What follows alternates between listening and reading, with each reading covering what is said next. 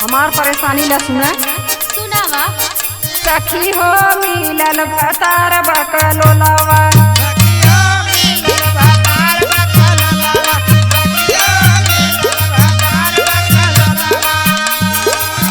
अरे मन करे लोलावा से पूछ दे लोलावा। सखी हो मिलल भतार बकलोलवा।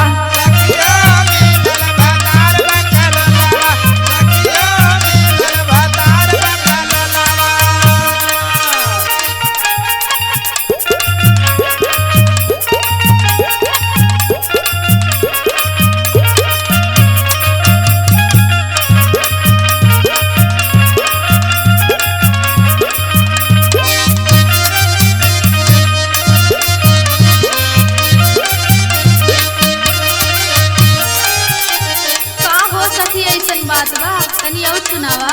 और सुना हो सखी। सुनावा। बरानी कम्मा बाटे सासू के पूता।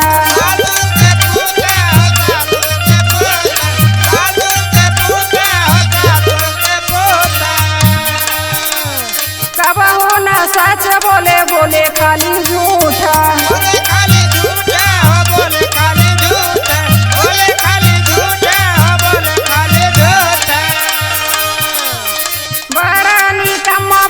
सासू के पूता कबहू न सच बोले बोले खाली झूठा। कबहू न झूलवा अपने गोदिया के झूलवा। सखी हो मिलल भतार बकलोलवा।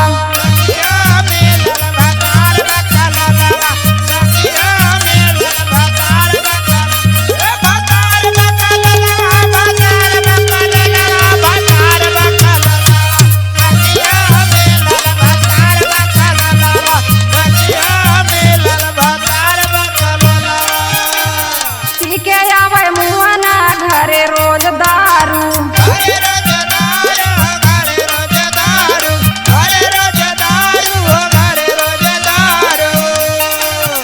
कसम से सखी भैले पूरा घर बिगाड़ू।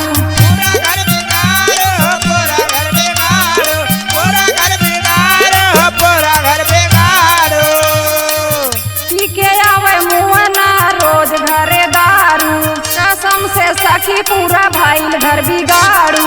हमके लिए आवे सामान रोल गोलवा। सखी हो